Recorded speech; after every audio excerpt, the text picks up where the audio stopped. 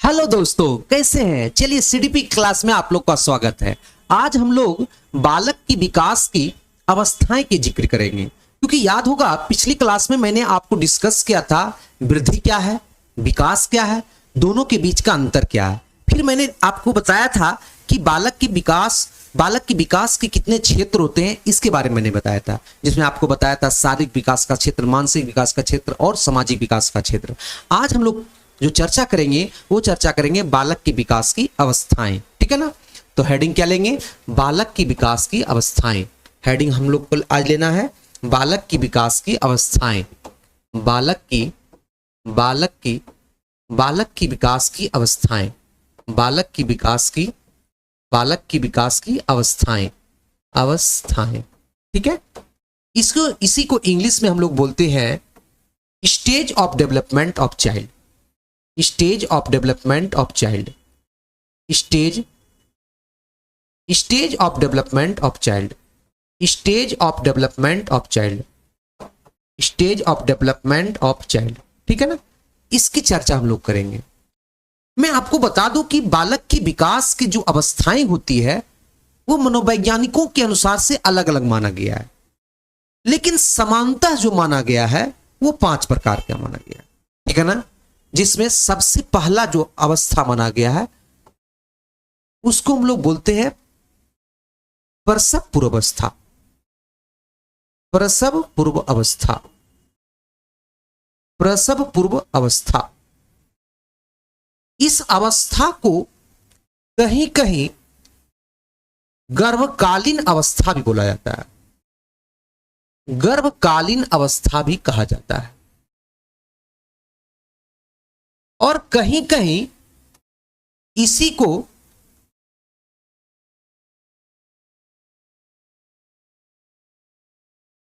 जन्म के पूर्व की अवस्था भी कहा जाता है। कहीं कहीं क्या लिखा रहता है? जन्म के पूर्व की अवस्था भी कहा जाता है। इंग्लिश में लिखा जाता है प्रीनेटल स्टेज। Prenatal stage. ठीक है। इसका समय मनोवैज्ञानिकों के अनुसार से 9 माह या 40 सप्ताह या 280 दिन निर्धारित किया गया है। क्लियर। ये पहला ये अवस्था है किसका? बालक के विकास की। दूसरा जो दिया गया है उसको हम लोग बोलते हैं जन्म के बाद की सबसे पहली अवस्था, जिसको हम शिशुअवस्था बोलते हैं। क्या बोलते हैं? शिशुअवस्था। शिशुअवस्था। शिशुअवस्था। मनोवैज्ञानिकों के अनुसार से इसका समय जो निर्धारित किया गया है वो 0 से 2 वर्ष या 0 से 5 वर्ष निर्धारित किया गया है। मतलब अलग अलग मनोवैज्ञानिकों के अनुसार से इसका समय अलग अलग निर्धारित किया गया है। फिर तीसरा जो बताया गया है उसका नाम है पूर्व बाल्यावस्था। पूर्व बाल्यावस्था। पूर्व बाल्यावस्था। इसका जो समय निर्धारित किया गया है वो आपको 2 से 6 या 7 वर्ष निर्धारित किया गया है। क्लियर। और चौथा जो बताया गया है उसको बताया गया उत्तर बाल्यावस्था। उत्तर बाल्यावस्था। उत्तर बाल्यावस्था। ठीक है। और पांचवा जो बताया गया उसका नाम है किशोरावस्था। किशोरावस्था। अर्थात हम लोग ये यहां पे ये सीखे कि बालक की विकास की जो अवस्थाएं जनरली जो बताया गया है वो 5 प्रकार के होते हैं, जिसमें सबसे पहले प्रसव पूर्वावस्था, जिसको गर्भकालीन अवस्था भी बोलते हैं, कहीं कहीं गर्भाधान की अवस्था भी बोलते हैं, इंग्लिश में प्रीनेटल स्टेज बोलते हैं। शिशुअवस्था, इसको अगर इंग्लिश में जानना है तो इसको इन्फेंसी स्टेज बोलते हैं। क्या बोलते हैं? Infancy stage. ठीक है ना। और अगर पूर्व बाल्यावस्था है तो इसको अर्ली चाइल्डहुड भी बोलते हैं। Early childhood. ठीक है। Early childhood. Early childhood. Early childhood.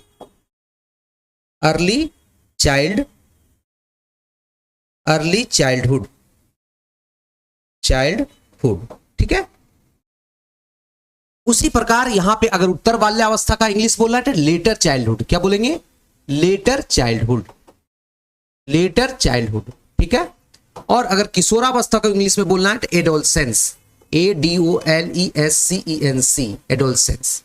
इस प्रकार आपने देखा कि बालक की विकास की अवस्थाएं जो होती है वो समानता 5 होती है, जो आपको यहां पे बताया गया, जिसमें सबसे पहले प्रसव पूर्वावस्था, दूसरा जो है शिशुअवस्था, तीसरा जो है पूर्व बाल्यावस्था, चौथा जो है उत्तर बाल्यावस्था, और पांचवा जो है किशोरावस्था। अब सारे अवस्थाओं के बारे में हम इसकी विशेषता को धीरे धीरे अध्ययन करेंगे कि आखिरकार प्रसव पूर्व अवस्था में क्या क्या होता है, इसमें क्या क्या घटनाएं होती है, एक एक करके हमको जानकारी प्राप्त करना है।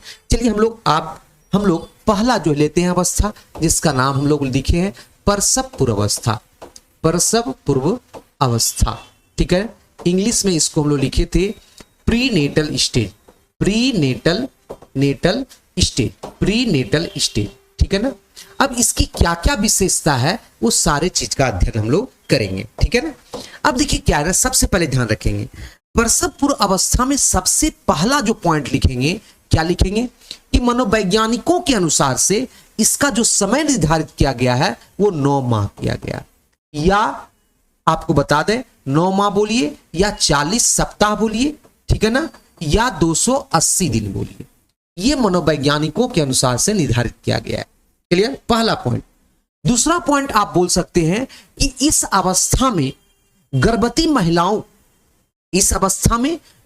महिलाओं को पौष्टिक आहार का सेवन करना चाहिए, मतलब जो डाइट जो लेना चाहिए वो हेल्दी डाइट लेना चाहिए। और जब तक हेल्दी डाइट नहीं लीजिएगा तो आपके गर्भ में जो पल रहे हैं शिशु, उसका विकास सही ढंग से नहीं हो पाएगा। अर्थात दूसरा पॉइंट कह सकते हैं कि इस अवस्था में, लिखिए थोड़ा सा, नहीं आप लोग लिखिए, तो क्या बोले कि इस अवस्था में गर्भवती महिलाओं को पौष्टिक आहार का, इस अवस्था में गर्भवती महिलाओं को पौष्टिक आहार का सेवन करना चाहिए। क्लियर यहां तक? क्यों, लिखिए आगे उसके, क्योंकि इस अवस्था में उसके गर्भ में पल रहे शिशु का विकास, उसके गर्भ में पल रहे शिशु का विकास उस पर निर्भर करता है। क्लियर यहां तक? तीसरा पॉइंट आप कह सकते हैं कि इस अवस्था में गर्भवती महिलाओं को काफी कष्ट सहना पड़ता है। अर्थात आप कह सकते हैं यह अवस्था गर्भवती महिलाओं को सबसे कष्टदायक अवस्था होती है। लिखेंगे, यह अवस्था गर्भवती महिलाओं के लिए, यह अवस्था गर्भवती महिलाओं के लिए सबसे कष्टदायक अवस्था होती है, सबसे कष्टदायक अवस्था होती है। नेक्स्ट पॉइंट आप लिखेंगे कि इस अवस्था में गर्भवती महिलाओं को नशीली पदार्थों का सेवन नहीं करना चाहिए। क्या लिखेंगे? इस अवस्था में गर्भवती महिलाओं को नशीली पदार्थों का सेवन नहीं करना चाहिए, क्योंकि इसका दुष्प्रभाव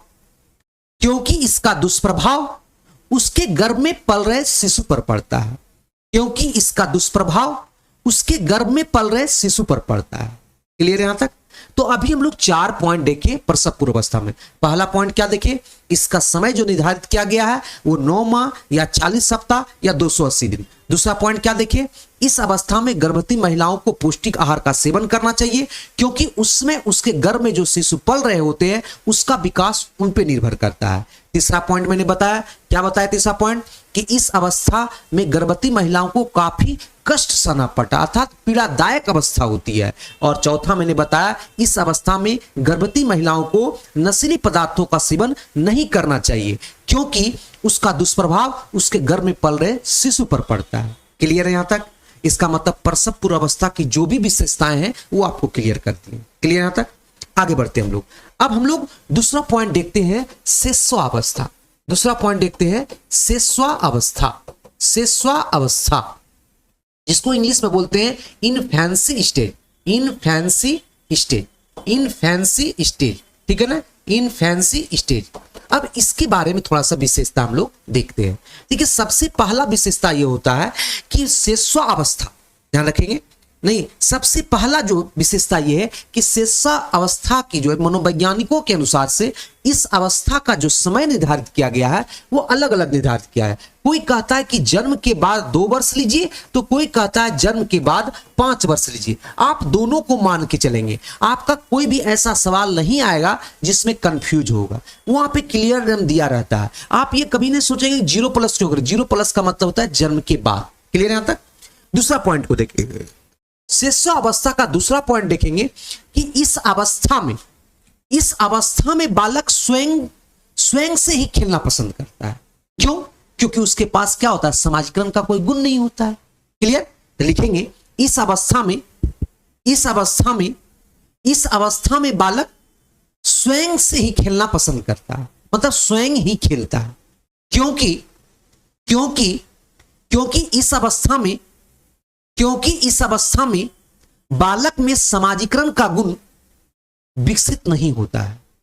क्योंकि इस अवस्था में बालक में समाजीकरण का गुण विकसित नहीं होता है। क्लियर? तो दूसरा पॉइंट देख लिए।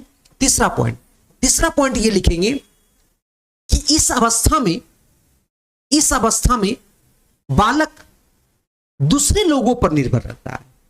इस अवस्था में बालक दूसरे लोगों पर निर्भर रहता है, अर्थात घर के माता पिता एवं घर के अन्य सदस्यों पर।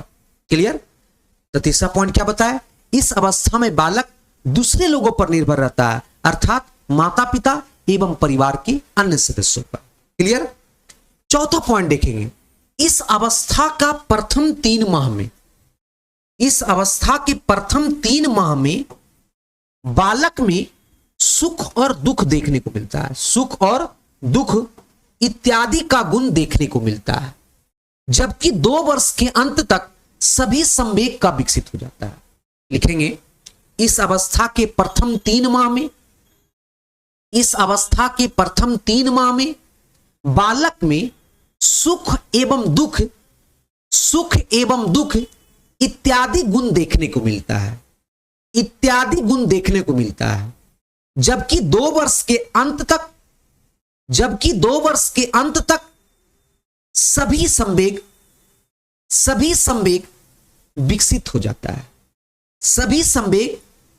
जाता है, क्लियर? नेक्स्ट पॉइंट लेके चलेंगे।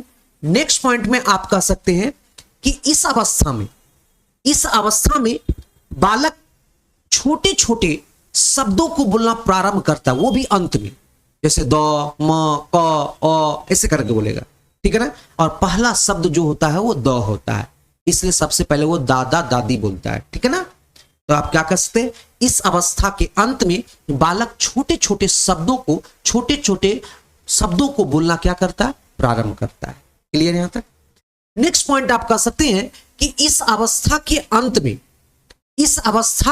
में बालक में वस्तु अस्थायित्व का गुण हो जाता है, मतलब ऑब्जेक्ट परमानेंस का गुण हो जाता है। अर्थात अगर बालक को किसी चीज को आप दिखा देंगे ना तो भूलेगा नहीं, 2-4 दिन के बाद भी दिखाएगा तो मुस्कुराएगा। इसका मतलब क्या है, उसको यह समझ में आ रहा है कि वस्तु गायब नहीं होता है, भले ही हम उसको देख, छू और सुन ना सके, लेकिन वस्तु का अस्थायित्व होता है। क्लियर यहां तक? तो आप इस पॉइंट में क्या कर सकते हैं कि इस अवस्था के अंत में बालक में वस्तु अस्थायित्व का गुण आ जाता है, अर्थात वह समझने लगता है कि वस्तु गायब नहीं होता है, भले ही उस वस्तु को हम देख, सुन और छू ना सके, लेकिन वस्तु का अस्थायित्व होता है। क्लियर यहां तक? और एक लास्ट पॉइंट आपको ध्यान में रखना है कि इस अवस्था में बालक में नवीन नवीन चीजों की जानने की जिज्ञासा प्रबल होती है, मतलब अधिक होती है। क्या बोले? इस अवस्था में बालक में नवीन नवीन चीजों की, नवीन चीजों की जानने की जिज्ञासा प्रबल होती है, अत्यधिक होती है, मजबूत होती है। क्लियर यहां तक? कोई दिक्कत? तो ये आपको हमने क्या बताया, शेषा अवस्था की सारी विशेषताओं का जिक्र किए। कोई दिक्कत यहां तक में तो आप हमको बताएंगे, नहीं ना दिक्कत? चलिए, तो नेक्स्ट पॉइंट हम लोग चलते हैं अगला अवस्था में। तो अगला अवस्था का जिक्र जो हम किए थे उसका नाम था पूर्व बाल्यावस्था।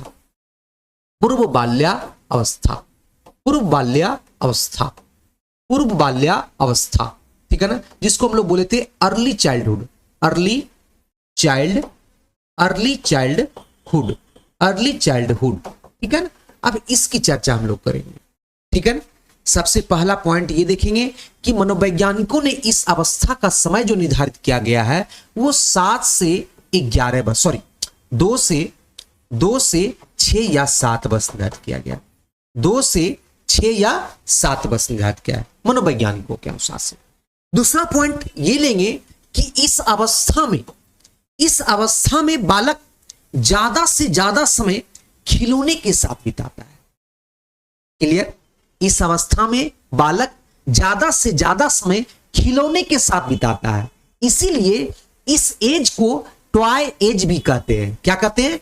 टॉय एज भी कहते हैं, हिंदी में बोलते हैं खिलौने की आयु भी कहते हैं। क्लियर? फिर से दूसरा पॉइंट बोल रहा है, इस अवस्था में बालक ज्यादा से ज्यादा समय खिलौने के साथ बिताता है, इसीलिए इस एज को, इस आयु को खिलौने की आयु भी कहा जाता है। क्लियर? यहां तक कोई दिक्कत? तीसरा पॉइंट में ध्यान देंगे कि इस अवस्था में बालक में भाषा का विकास हो जाता है। तीसरा पॉइंट क्या बोल रहे हैं? इस अवस्था में बालक में भाषा का विकास हो जाता है, इसीलिए इस अवस्था को भाषा की सबसे महत्वपूर्ण अवस्था मानी जाती है। लिखेंगे, इस अवस्था में बालक में भाषा का विकास हो जाता है, इस अवस्था में बालक में भाषा का विकास हो जाता है, इसीलिए इस अवस्था को भाषा की सबसे महत्वपूर्ण अवस्था मानी जाती है, भाषा की सबसे महत्वपूर्ण अवस्था मानी जाती है। क्लियर? नेक्स्ट पॉइंट, इस अवस्था में बालक में समाजीकरण एवं नैतिकता का ज्ञान होना प्रारंभ हो जाता है। इस अवस्था में बालक में नैतिकता एवं सामाजिकता का ज्ञान होना प्रारंभ हो जाता है। क्लियर है यहां तक? नेक्स्ट पॉइंट, इस अवस्था में बालक प्ले स्कूल में जाना प्रारंभ कर देता है। क्या करता है? इस अवस्था में बालक प्ले स्कूल में जाना प्रारंभ कर देता है, नहीं एलिमेंट्री, इसीलिए इस अवस्था को ना एलिमेंट्री स्कूल एज भी बोला जाता है। क्या बोला जाता है? एलिमेंट्री स्कूल एज भी, हिंदी में क्या बोलेंगे? नहीं तो प्राथमिक स्कूल आयु भी कहा जाता है। ठीक है ना? तो याद रखेंगे इस पॉइंट की चर्चा मैंने क्या बोला कि इस अवस्था में बालक किड प्ले स्कूल में जाना प्रारंभ कर देता है, अर्थात इस अवस्था को एलिमेंट्री स्कूल एज भी कहा जाता है। क्लियर? नेक्स्ट पॉइंट, अब नेक्स्ट पॉइंट में क्या होता है कि इस अवस्था में जो है ना बालक जो है उल्टा पुल्टा व्यवहार करता है। नहीं, अगर उसको पास बुलाइएगा तो भाग जाएगा, खड़ा होने बोलिएगा तो उठ जाएगा। मतलब इस अवस्था में बालक के व्यवहार में अनैतिकता का गुण देखने को मिलता है। लिखेंगे, इस अवस्था में बालक के व्यवहार में, इस अवस्था में बालक के व्यवहार में अनैतिकता का गुण देखने को मिलता है, अनैतिकता का गुण देखने को मिलता है। क्लियर? जैसे पास बुलाने पर भाग जाना, खड़ा होने पर बैठ जाना, इत्यादि इत्यादि। क्लियर? नेक्स्ट पॉइंट में आप ये बोलेंगे कि इस अवस्था में बालक के व्यवहार में, इस अवस्था में बालक के व्यवहार में खोजपूर्ण गुण देखने को मिलता है। लिखेंगे, इस अवस्था में बालक के व्यवहार में, इस अवस्था में बालक के व्यवहार में खोजपूर्ण गुण देखने को मिलता है, खोजपूर्ण गुण देखने को मिलता है, अर्थात वह किसी चीजों को तोड़ फोड़ करके, अर्थात वह किसी चीजों को तोड़ फोड़ करके उसके अंदर की चीजों की जानने की प्रयास करता है। वह किसी चीजों को तोड़ फोड़ करके उसके अंदर की चीजों को जानने का प्रयास करता है। जैसे आप देखिएगा बच्चा लोग क्या करेगा ना, गाड़ी उड़ी लेगा तो तोड़ देगा और उसको झूठो जोड़ते रहेगा, जुटेगा, प्लास्टिक का रहेगा, जुटेगा। बताइए तो बुड़बक रहता है, क्या करें? चलिए, तो हमने क्या बोला, इस अवस्था में बालक के व्यवहार में खोजपूर्ण गुण देखने को मिलता है, अर्थात वह किसी चीजों को तोड़ फोड़ करके उसके अंदर के चीजों को जानने का प्रयास करता है। क्लियर यहां तक? कोई दिक्कत यहां तक? इसीलिए याद रखेंगे इस अवस्था को लिटिल साइंटिस्ट की अवस्था भी कहा जाता है। क्या बोलते हैं? इसीलिए इस अवस्था को लिटिल साइंटिस्ट, नन्हा वैज्ञानिक की अवस्था भी कहा जाता है। क्या बोलते हैं, लिटिल साइंटिस्ट की अवस्था अर्थात नन्हा वैज्ञानिक की अवस्था भी कहा जाता है। कोई दिक्कत? ये सब चर्चा जो होती है वो पूर्व बाल्यावस्था में होती है। किस में होती है? पूर्व बाल्यावस्था। अब हम लोग उत्तर बाल्यावस्था की चर्चा करते हैं। किसकी चर्चा करते हैं? उत्तर बाल्यावस्था का। उत्तर बाल्यावस्था, उत्तर बाल्यावस्था जिसको इंग्लिश में बोलते हैं लेटर चाइल्डहुड। क्या बोलते हैं? Letter childhood. लेटर चाइल्डहुड क्या बोलते हैं? Letter childhood. क्लियर? अब इसकी बात करते हैं। सबसे पहले ध्यान देंगे कि मनोवैज्ञानिकों के अनुसार से इसका समय जो निर्धारित किया है वो 7 से 11 वर्ष निर्धारित किया। कितना किया गया? 7 से 11 वर्ष। अब की सबसे बड़ी विशेषता क्या है इसमें कि इस अवस्था में बालक ज्यादा से ज्यादा समय अपने दोस्तों के साथ बिताता है। याद रखेंगे, इस अवस्था में बालक ज्यादा से ज्यादा समय अपने दोस्तों के साथ बिताता है। क्या बताता है? अपने दोस्तों के साथ बिताता है और दोस्तों के टोली बना, दोस्तों का जो है वो क्या होता है? टोली बनाता है, सिर्फ टोली बनाता है। ठीक है ना? इस अवस्था में बालक ज्यादा से ज्यादा समय दोस्तों के साथ बिताता है और दोस्तों के साथ टोली बनाता है। क्लियर है यहां तक? आगे आगे। इस अवस्था में बालक दोस्ती खूब करता है। इस अवस्था में बालक दोस्ती खूब करता है और जो भी दोस्ती करता है वह निस्वार्थ भाव से करता है, उसमें कोई भाव छुपा नहीं रहता है। अर्थात लिखेंगे इस अवस्था में बालक दोस्ती खूब करता है।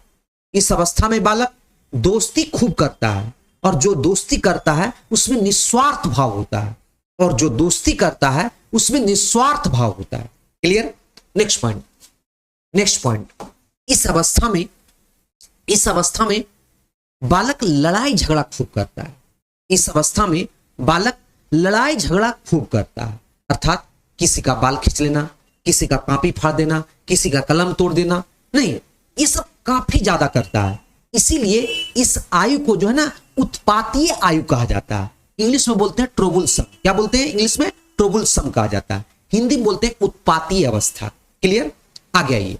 इस अवस्था में बालक का लगभग 90% मस्तिष्क का विकास हो जाता है। इस अवस्था में बालक का लगभग 90% मस्तिष्क का विकास हो जाता है।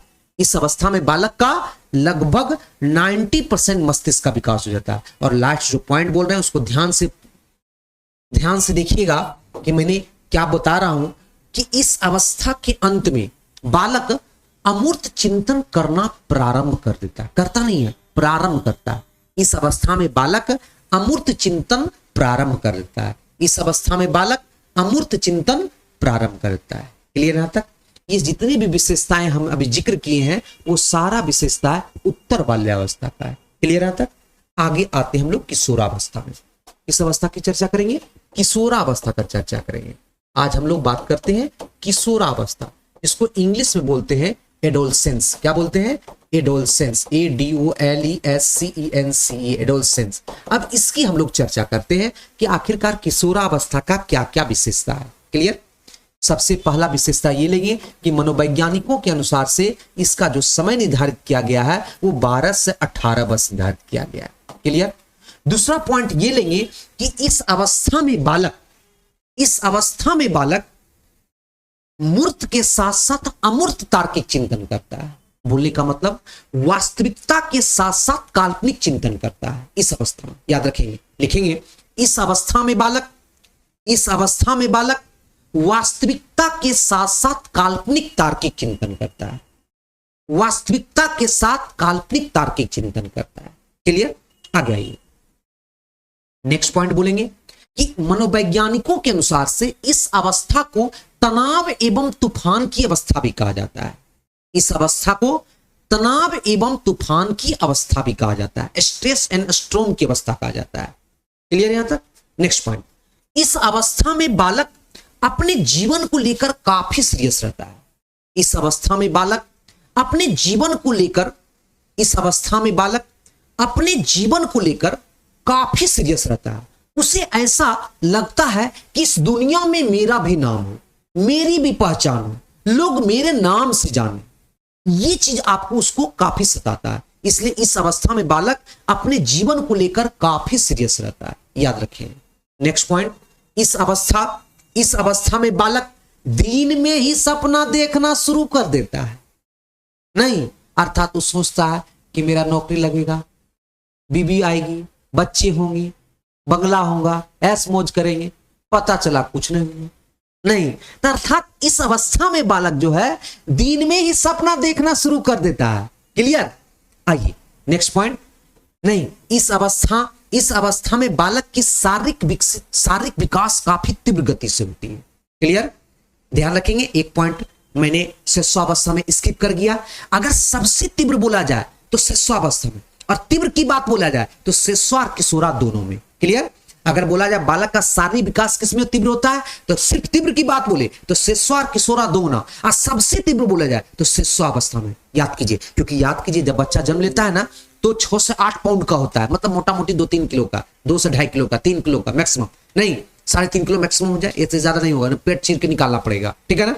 लेकिन जैसे 2 साल होगा वो 12 किलो हो जाए। तो ये 2 साल के दरमियान में जितना गुना बढ़ा वो जीवन में कभी उतना गुना नहीं बढ़ता है। इसलिए शारीरिक विकास सबसे तीव्र बोला जाए तो शिशुअवस्था, और सिर्फ तीव्र बोला जाए तो शिशु और किशोरा दोनों लेंगे। क्लियर? तो वही बता रहा है कि इस अवस्था में बालक के शारीरिक जो विकास होता है वो तीव्र गति से होता है। क्लियर? और क्या इस अवस्था में बालक की शारीरिक आकृतियां नहीं, यौवन क्षमता नहीं, सारा चीज का विकसित हो जाता है। क्लियर? और नेक्स्ट पॉइंट ये देखेंगे कि इस अवस्था में बालक ज्यादा से ज्यादा समय अपने दोस्तों के साथ बिताता है और दोस्तों की टोली का सक्रिय सदस्य बन जाता है। उत्तर बाल्यावस्था में सिर्फ टोली बनाता है, लेकिन किशोरावस्था में उस टोली का सक्रिय सदस्य बन जाता है। फिर से सुनिएगा, इस अवस्था में बालक ज्यादा से ज्यादा समय अपने दोस्तों के साथ बिताता है, ज्यादा से ज्यादा समय अपने दोस्तों के साथ बिताता है और उन दोस्तों के टोली का सक्रिय सदस्य बन जाता है। क्लियर? यहां तक कोई दिक्कत? तो यहां पे एक क्या था, एक शॉर्ट समरी था कि सभी जो अवस्थाएं थी उनको हम लोग क्या किए, विशेषताएं के रूप में जिक्र किए। क्लियर? आप इसको बार बार वीडियो देखिएगा, बार बार सुनिएगा, तो आपको क्या होगा कि उसकी जो जो विशेषताएं हैं वो आपके कानों तक आएगी, और धीरे धीरे जैसे ज्यादा सुनिएगा वो मस्तिष्क पे क्या होगा, अस्थायी रूप से बन जाएगा। क्लियर? तो आज यही हम रहने देते हैं। फिर अगले क्लास में हम लोग जो जिक्र करेंगे वो हम लोग करेंगे बालक के विकास को प्रभावित करने वाले कारक। क्लियर? तो आप हेडिंग दे देंगे, अगली क्लास में जो जिक्र करेंगे उस क्या हेडिंग है, तो बालक के विकास को प्रभावित करने